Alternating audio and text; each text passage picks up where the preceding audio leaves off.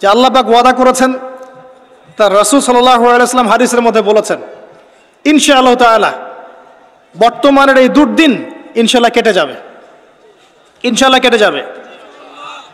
একটা প্রজন্ম আসবে যাদের হাতে আল্লাহ রাব্বুল আলামিন দ্বীনের বিজয়ের পতাকা দান করবেন ইনশাআল্লাহ। কত সালে কত বছর পর আমরা জানি না, কিন্তু এতটুকু জানি এটা হবে ইনশাআল্লাহ। যারা হবে, যাদের দ্বারা হবে, তারা কোশ্চিনকালেও এরকম রিয়া, অহংকার, হিংসা বিদ্বেষ, আইওয়াশ, হারামখোর, দুনিয়ামুখিতা এ ধরনের সংস্কৃতিতে অভ্যস্ত হবে না ইনশাআল্লাহ। মাহফিল অ্যাপ, একজন মুসলিম হিসেবে মাহফিল অ্যাপ ব্যবহার করা আমাদের ঈমানি দায়িত্ব। যাদের দ্বারা হবে দেখবেন তারা তাওহীদপন্থী হবে, সুন্নাহপন্থী হবে, হালাল খাবে, ওদের পারিবারিক আদর্শ ঠিক থাকবে, ওদের মাঝে ঐক্য থাকবে এবং নিজের জান মাল সময় শ্রম দিয়ে তারা আল্লাহর পথে কাজ করবে ইনশাআল্লাহ। দেখে নিয়েন তাদের দ্বারা ইসলামের বিজয় হবে ইনশাআল্লাহ। মাঝখান থেকে কি হলো? মাঝখান থেকে আমি, আপনি, আমাদেরকে আল্লাহ পাক একটা সময় দিয়েছিলেন 30 বছর, 40 বছর, 50 বছর, 60 বছর। এই সময়টুকুকে আমরা অপচয় করলাম, আর কিচ্ছু না। আর এই সময় একটা চান্স, একবার চলে গেলে আর কখনো আসবে না। ইমাজিন, আপনি মনে করেন ইউ আর ডেড, আপনি মারা গেছেন, তারপর বুঝবেন যে আপনি মারা যাওয়ার পরেও উম্মার কিছুই যায় আসে নাই, এই মহাবিশ্বের কিচ্ছু যায় আসেনি, আপনি এসেছেন চলে গেছেন।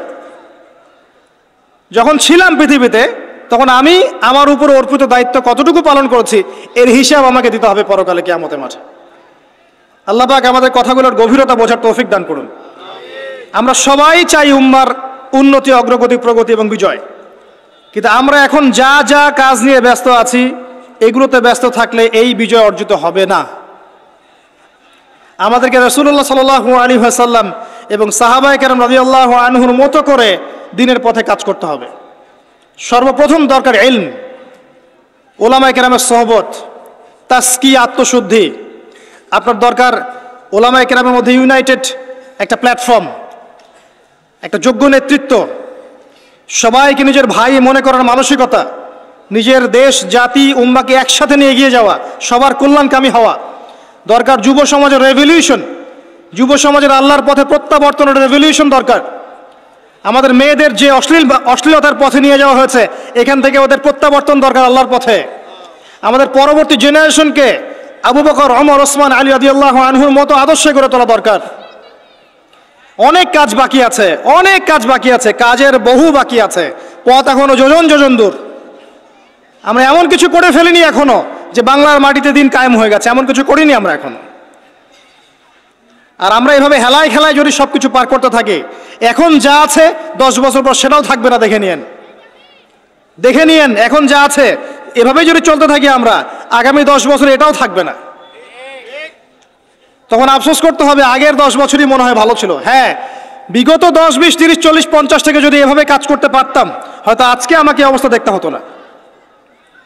কথাগুলো অনেকের মনোপুত হবে না আমি জানি, কিন্তু যাদের মনোপুত হবে না তাদের নিয়ে আমার মোটেও মাথা ব্যথা নাই।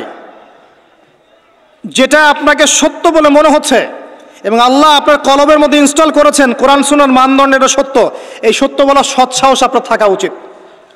তার পক্ষে একজন মানুষ থাক আর 1 লাখ মানুষই থাক, যদি এমন কোনো কথা সত্য হয় যেটা কেউ বলেনি আগে, আপনার সাহস করা উচিত সেটা বলার জন্য।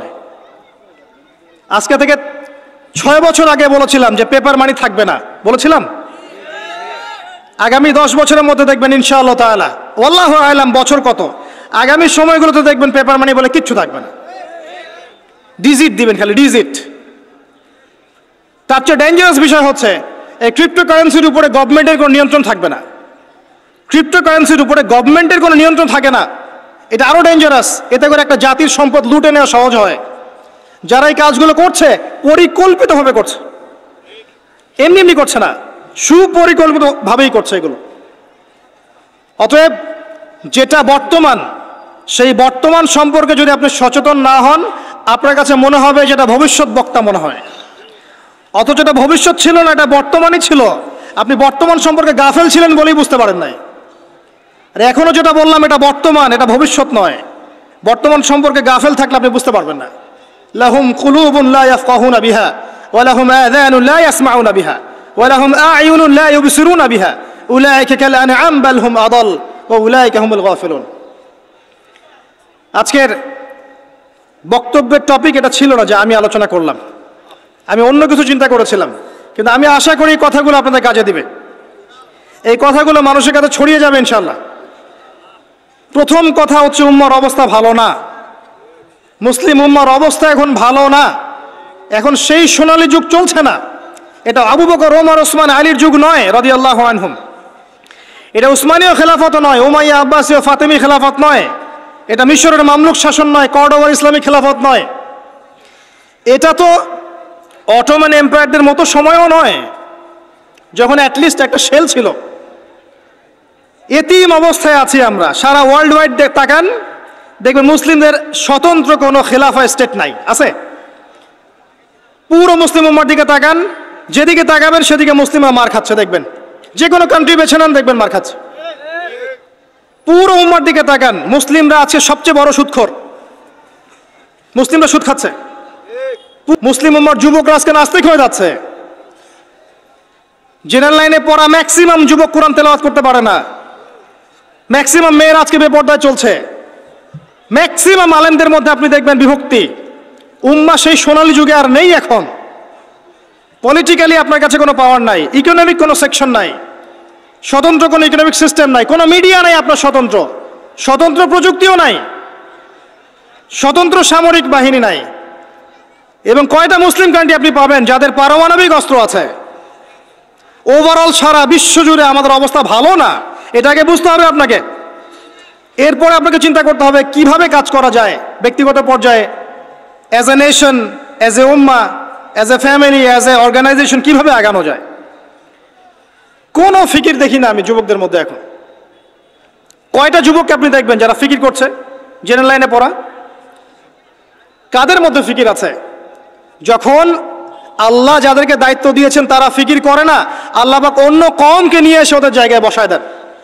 ইয়াস্তাবদিল কওমান গায়রাকুম সুম্মা লা ইয়াকুনু আমসালাকুম, আল্লাহ সূরা মুহাম্মাদের মধ্যে বলেছেন, ইন তানসুরুল্লাহ ইয়ানসুরুকুম, তোমরা আল্লাহকে সাহায্য করলে আল্লাহ সাহায্য করবেন। আমরা যদি আল্লাহ দিনকে সাহায্য না করি, দিন কি এমনি এমনি প্রতিষ্ঠা হবে নাকি? ইন্নাল্লাহা লা ইউগাইয়িরু মা বিকওমিন হাত্তা ইউগাইয়িরু মা বিআনফুসিহিম, যতক্ষণ আল্লাহ পাক ততক্ষণ কোনো জাতির অবস্থা পরিবর্তন করেন না যতক্ষণ ওই জাতি তার অবস্থা পরিবর্তনের চেষ্টা করে না। অবস্থা আপনার কাছে ব্যাখ্যা করলাম, উম্মার অবস্থা কি সারা ওয়ার্ল্ডে। এখন আপনি নিজে ব্যক্তিগতভাবে চিন্তা করেন কি করা যায়। অপশন আছে কয়েকটা আপনার সামনে। যেমন করে চলছেন ফিরছেন এভাবেই চলেন ফিরেন। একসময় হায়াত শেষ হবে, মারা যাবেন, শেষ।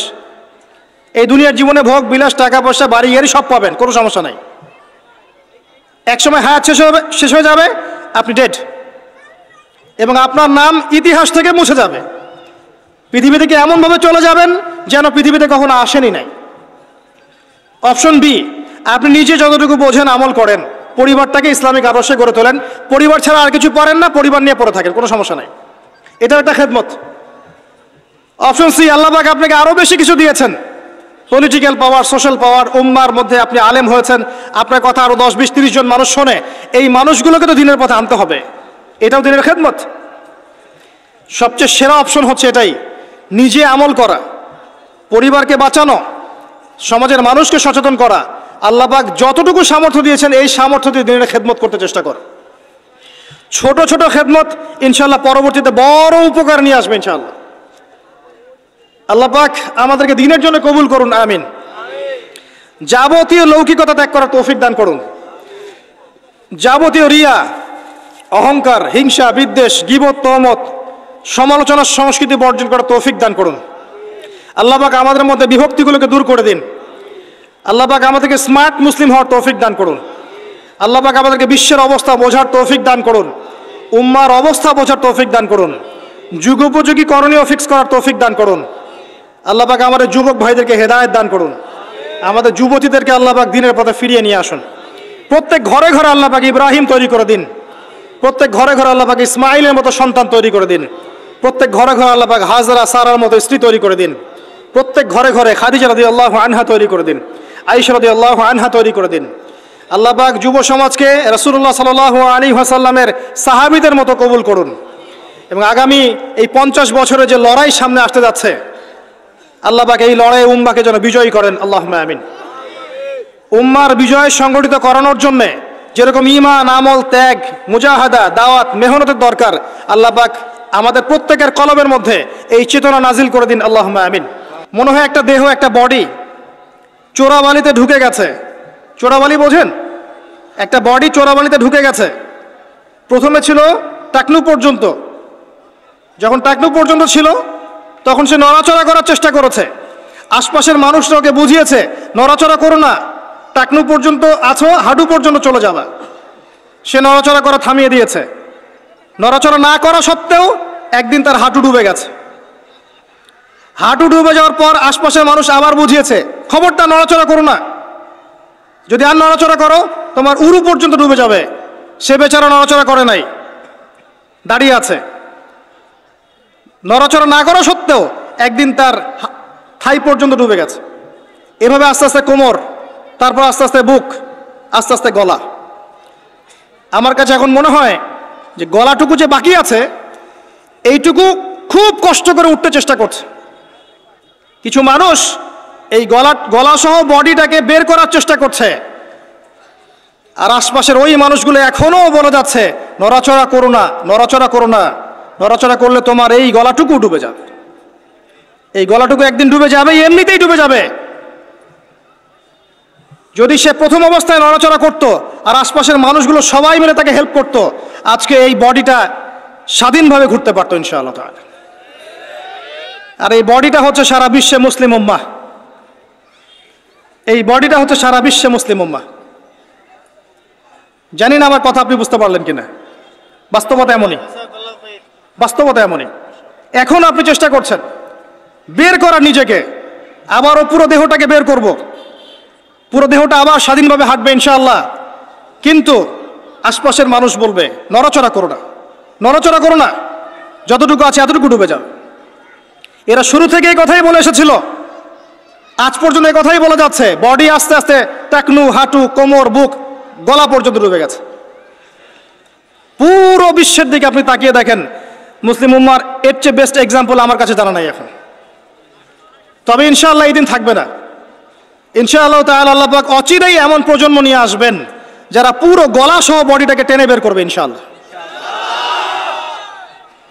কিন্তু এখন আমরা যা করছি, এগুলো করতে থাকলে কখনো এই কাজ সম্ভব হবে না। প্রথম যে কাজটা দরকার, প্রিয় ভাইয়েরা, আমার কথায় মন খারাপ করবেন না, প্রথম যে কাজটা দরকার সেটা হচ্ছে তাওহীদ, আল্লাহ পাকের একত্ববাদ।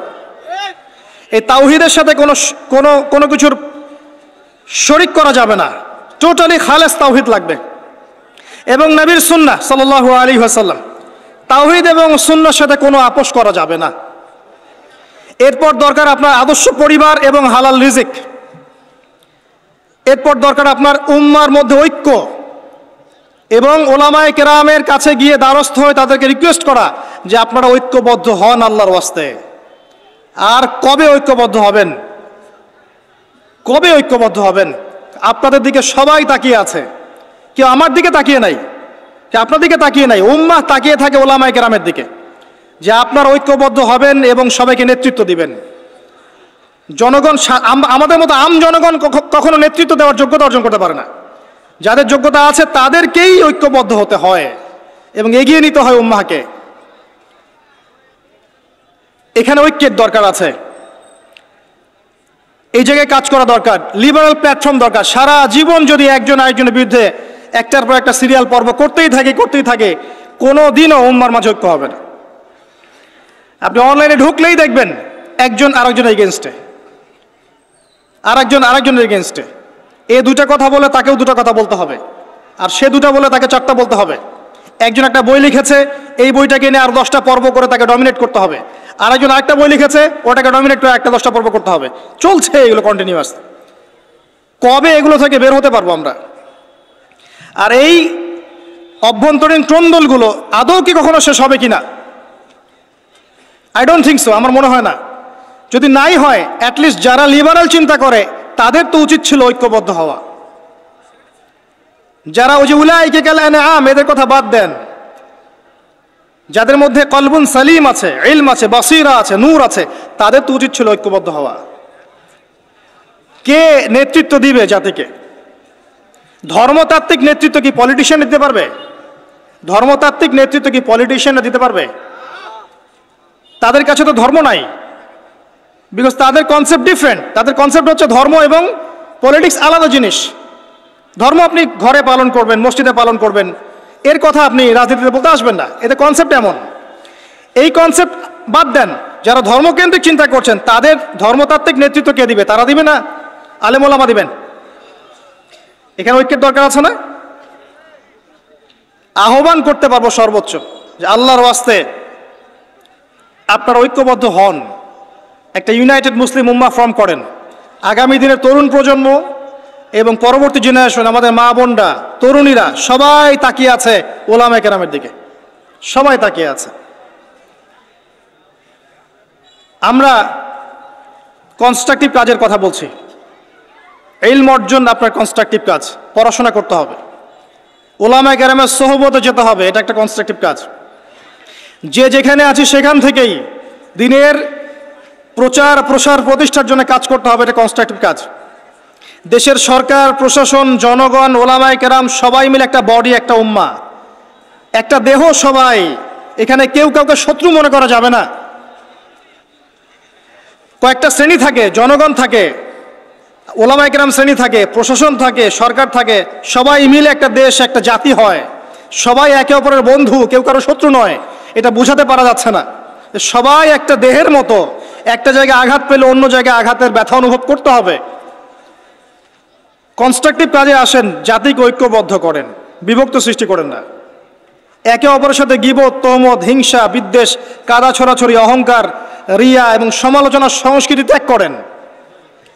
আল্লাহর জমিনে আল্লাহর দিনটা প্রতিষ্ঠার চেষ্টা করেন।